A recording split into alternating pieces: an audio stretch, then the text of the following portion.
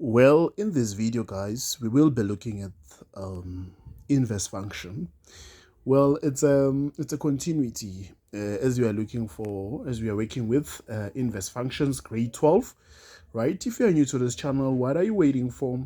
Do the right thing, kindly subscribe, like the video, comment, and share, right? We are growing as a community.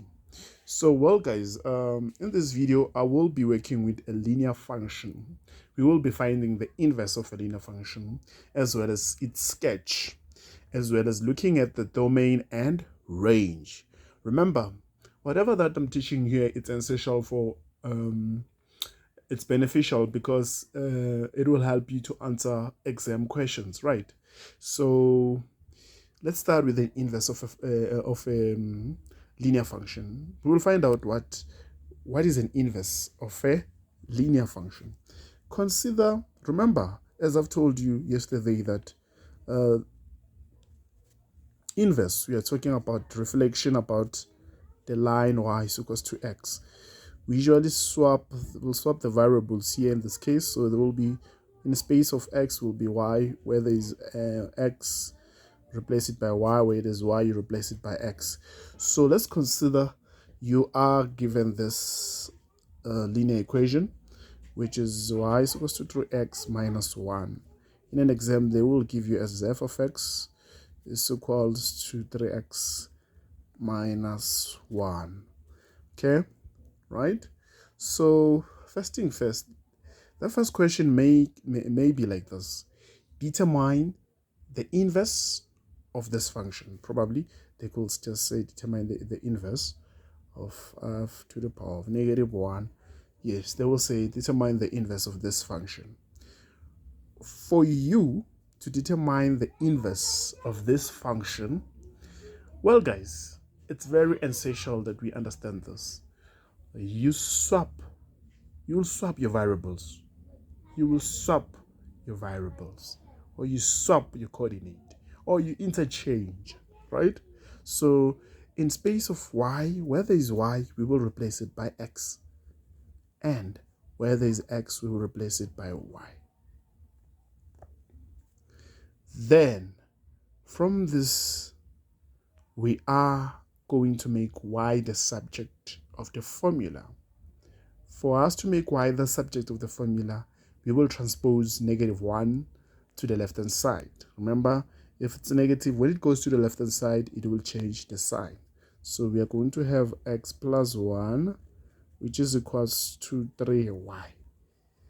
Remember, our aim is to make y the subject of the formula. So we are going to divide by 3 to make y the subject of the formula. What you do on the left hand side must be done on the right hand side. So in this case, we can see that y now becomes a subject.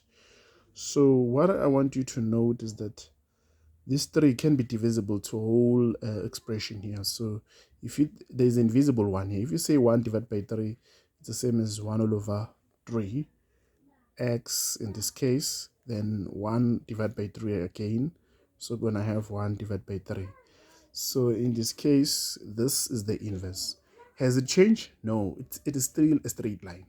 It is still a linear function. Inverse of a linear function, it's a linear function. I want you to note that. Inverse of a linear function, it's a linear function. It doesn't change. Inverse of a straight line, it's a straight line. Don't forget that, right? Inverse of a linear function, it's a linear function. And mind you, for a function to be a function, it must be one-to-one function. Very important, guys. Very important. But I'll leave that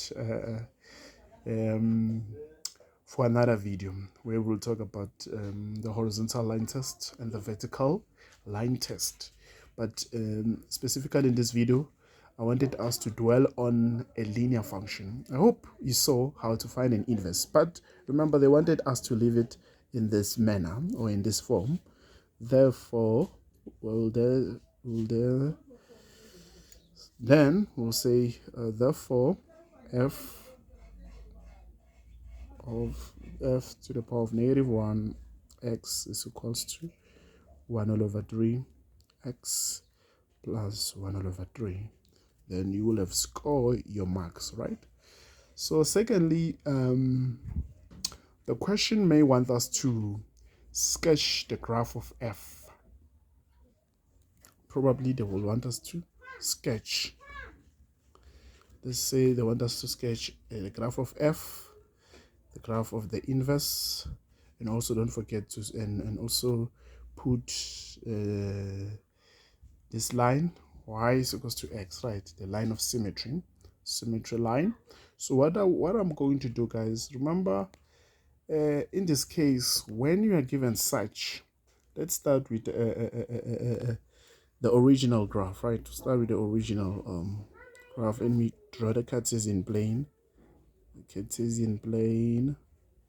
Right? Yourself, you're going to use a ruler, so it is essential that you follow that. So this is the y-axis and this is your x-axis. So I want us to do this, right? If we use a dual intercept method for the first graph, what are we going to have? Remember, we have y is equals to 3x minus 1. For x-intercept, you let y be equal to 0. So meaning that where there's y, I'm going to replace it by 0. So I'm having 3x minus 1. If I take negative 1 to the other side, I'm having positive 1. So in this case, I can divide both sides by 3, so making x to be 1 all over 3. So this will be the x-intercept, 1 all over 3 and 0. So for the y-intercept, you let x be 0, meaning that where there is x, it's going to be 0. 3 times 0 is 0. 0 minus 1, that will be minus 1. So the coordinate will therefore be 0 and negative 1. Okay. I hope, guys, I hope it rings bells in your mind, right? I hope so. So let's start with the y-intercept. The y-intercept is 0 and negative 1. So that's going to be 0 and negative 1, which is somewhere here. So it will be here, 0 and negative 1. Then we have 1 all over 3. When you have 1 all over 3, guys, just say this. Since it's 1 all over 3, what is 1 all over 3?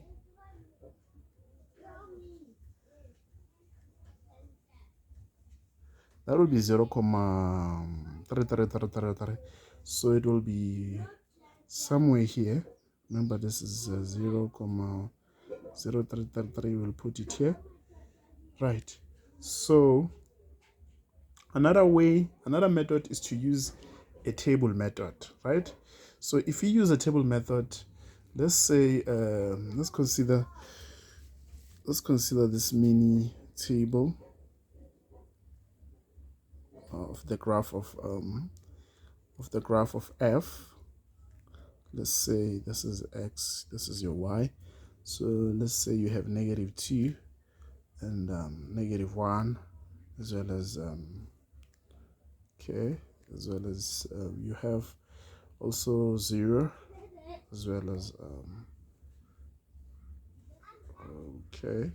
as well as negative, as well as 1. Sorry for that, because you already put 1 and 2, right? So you go to your original graph. Then when you put 3 times negative 2, that will be negative 6, minus 1, that will be negative 7. So if I put 3 times negative 1, that will be negative 3, and negative 3 minus 1, that will be negative 4. So if I put 3 times 0, that will be 0. 0 minus 1, that will be minus 1, which is similar to this point, right? So if I put 3 times 1, that's 3. 3 minus 2, that's the 3 minus 1, that will be 2. Then if I put 3 times 2, that will be 6, minus 1, that will be 5. So we already have other coordinates that we can put here, right? So we've already put 0 and negative 1. We also put there the x-intercept. So what about negative 2? And we have negative 2 and 7. So for negative 2, so what are we going to do? We are going to say 0, 1, 2, and 0, 0, -1, -2, -3, -4, -5, and -7 somewhere here. Let me just expand my Cartesian plane. -7 probably will be here. So then if we go -1 and 4, so this is 0, and this is 0, 1, 2, 3, 4. -1 and 4 should be here. Did I scale it well? Yeah. I made a mistake somewhere here, because this is -1 and -4. So this is 0, 1, 0, 1, 2, 3, 4 somewhere here. Then you put a point. Then you have 0 and -1, which is already here. Then we go 1 and 2. So it's 0, probably 1 is here, 1 and 2. So this is 0, 1, 2. We will put it here. Therefore, we have 2 and 5. Remember, this is 1, 2, 3, 2 and 5. Okay, so this is 0, 1. This is 1. This is 2. So 0, 1, 2, 3, 4, 5. 4, 5. Okay. So from here, you can join your points. Remember, I'm not using a ruler, so yours should be accurate, guys. So make sure that you have an accurate sketch. You use a ruler. Mine, it's not accurate. So we'll name this F. So for the inverse, it will be vice versa. For the inverse, remember, to find an inverse, you swap. So this will be -7 and -2. We're also gonna have -4 and -1. Also gonna have -1 and 0. We also gonna have 2 and 1. Also gonna have 5 and 2. 5 and 2. So these are the coordinate of an inverse, right? So we need to place them here. So let's start with -1 and 0. So remember, this is 0 and -1. -1 and 0. Okay. So okay, we are done with this. Let's look at this is -4 and 1. So 1, 2, 3, 4. -4 and 1 should be here. -4 and 1. Then also have -7 and 2. Remember, this is 4, 5, 6, 7. So and -2. So it's 0, 1, 2 should be here. Then we are done with this points. Then let's look at 2 and 1. Remember, it's 0, 1, 0, 1. This is 0, then 1, 2, 2 and 1. At first we had 1 and 2, so it's 2 and 1. So it's gonna be 0.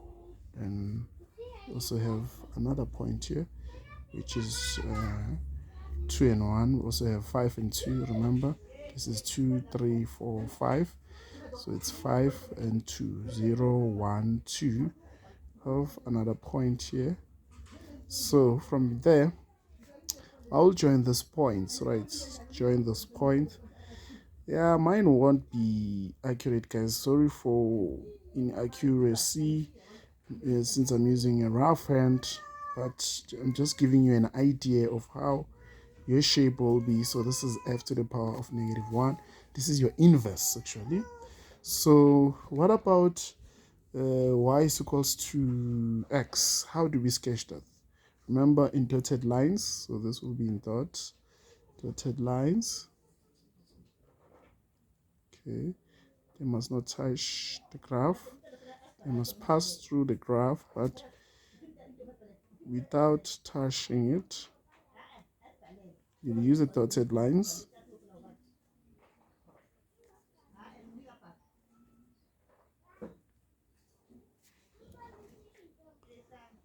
So this is the graph y is equals to x. So we have inserted all of these graphs that are needed here, guys, and I've shown you that if you lack some points, you can use a table method for you to master the sketch. Yeah, please don't be like Mr. Richard. Use the ruler for accuracy, because in an exam they will want your accuracy of of your sketch. But in this video, it was an educational video, for educational purposes, for you to learn how to sketch an inverse and how to find an inverse. Are we done? No, I also mentioned the domain. How do we get the domain?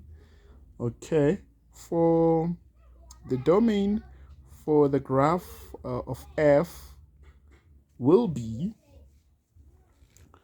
for the graph of f, it's gonna be x. It's an element of real numbers, remember, in grade 11. Then the range for a straight line, it's YER as well. What about of inverse? Similar, it doesn't change, so the domain of it's similar. Remember, because the reason is because the inverse of a straight line is still a straight line, so it will be XER. I hope, guys, you have learned something from this, as well as the range will be YER, so it doesn't change. That was the lesson about linear function. Hope, guys, you have learned about it, and you have seen that how do we work with inverse function. Well, if you're new to this channel, what are you waiting for, guys? You might do the right thing. Subscribe, like. Remember, it's free of charge to subscribe. And remember, we love you. See you on the next one, where we are going to look at the parabola. That one will be available on Sunday. So for those of you who are doing grade 11, we got you, guys. We got you. And grade 10, we also got you, guys. Videos will be uploaded tomorrow. And share the video, guys. Share the video and like. Let's grow this community. We love you.